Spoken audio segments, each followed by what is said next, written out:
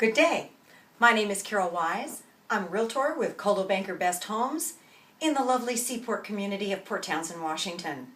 I've been asked to do this video in hopes that Tony and Starla will be able to have their experiences on your HDTV program, which they watch faithfully, and where I think a lot of their questions and experience came from in working with me. I just filled in all the blanks. My experience with them was multifaceted. First of all, they didn't have financing. They were leaving their home across the United States and coming over here to a new job, a new community, someplace they've never been before. And Tony was given the opportunity to be a minister here, and so he wanted to know what the market was like and the opportunity of finding a home, because he didn't want to be in a parsonage. He wanted to be in a separate home. And Starla, I find out, has a fabulous job in a hospital where they live, and is coming here with no job. No job. Lenders don't like it when you don't have a job. So explaining that process and how that would work became a very engaging item. Tony is very detail-oriented and very meticulous. And he is an absolute kick in the pants when it comes to details. So everything has order and place and question after question after question. And this started last fall. He found me because of my website that I share with my business partner, Ann McLaughlin, porttownsendrealestate.net. And in that, we have a home search feature through Coldwell Banker, which I love. And obviously, that's one of the reasons that Tony found me, was because I had everything, all the information that he needed to make an intelligent decision, and felt that I could help him, and I was happy to do it. However, I did feel that we were a bit joined at the hips. He was talking to me more than his wife, I swear. And I would get a call morning, noon, and night. I would get emails morning, noon, and night, because, let's face it, this is the biggest move of their life. They've got a little baby, they're coming to a place they don't know, and with a market they haven't got a clue about. So we got through all that process and got to the point where I said, okay, so what about financing? You know, get to a lender, find out what they can do for you. The answer was they need to be in a job for 30 days before they could close. Well, I don't know about you, but there aren't many sellers that are going to let you go into a contract, go 30 days for the financing, and an additional 30 days on the hopes that you close. That doesn't always work. I've not even heard of anything like that before. Now, so rent back is the only thing I could think of. Is, okay, so we go ahead and make the purchase. We can't close for the additional 30 days. Maybe they'll let us rent back, but then the house has to be vacant. We don't do that here. The bottom line is they're going to have to move here, and then we'll find a house. And that was what we were going to settle on.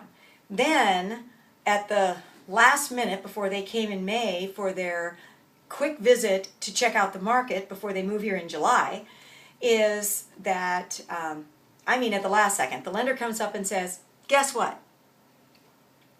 I can go ahead and, if Starla can get a job, we just need 30 days of pay stubs, and we can close first. So we can close, and then 30 days after that, has nothing to do with the seller.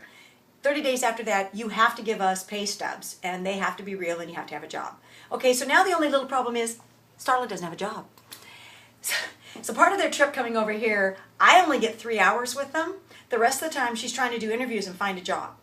And one of the jobs that, positions that was going to come up later in the year was going to be at Jefferson General right here.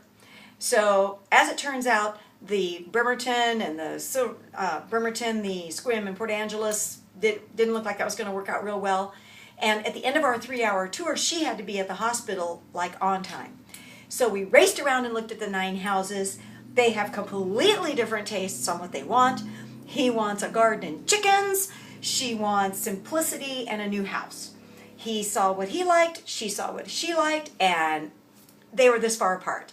And so paring them back down together and getting them into the single house was really a challenge. And top it off, and then a little baby that's a year and a half old. I mean, my goodness gracious. We'd all go in and see the house. One of them would go in and see the house with me. The other would go in and see the house with me. Both of them would go and see the house, and I would stay with the baby. I mean, we did anything to keep everybody happy, and their little baby was such a good girl. It was a lot of fun, actually. Though it was crazy. We were like minutes on time.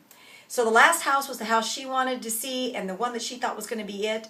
There was no way that house was going to work, and I graciously had to help her understand that this is not going to work. It's got no extra space, and get this, you're going to have somebody here and here and here. And unless that's okay with you, I think the Cape George houses we looked at was better. Tony, what do you think? And that's what Tony said. So everybody got on board with that. Here's the cute part. She goes to her interview in Jefferson General. They do not have a spot for her. They made a spot for her after her interview. She was so impressive. Now they can go ahead and buy the home, make an offer. We just have to decide which house. And we had 2 houses in a private community of Cape George and zeroed in on one, but it needed a ton of work. Are you serious? You're moving here. You both got new jobs, little baby, and you're going to want to do a $50,000 remodel on a house that's not going to be worth that much more when you're done? Or you can have the house that you can walk into that is perfect, except that it had septic issues that we had to overcome and understand. That was another myriad of being bound at the hip and helping them through that process, which was a huge challenge, and an understanding process because they don't have that background with them and they don't know our area at all. Altogether, it was a fantastic situation. It was a fantastic meeting. It was a great experience for them, and they were very good students. And I just want to thank you so much for the opportunity, and I hope you do select them. Thank you so much. Now, with that pause, what I'd like to say is I've gone over on my time 2 minutes, and I still have to do the walkthrough. And I'm counting on the fact that I was told that you would edit. So if you would do that, I'd really appreciate it because I really don't know how to do that. And I appreciate the opportunity, to have your help and make this work for them because it's really pretty special. Thanks a lot. Have a great day.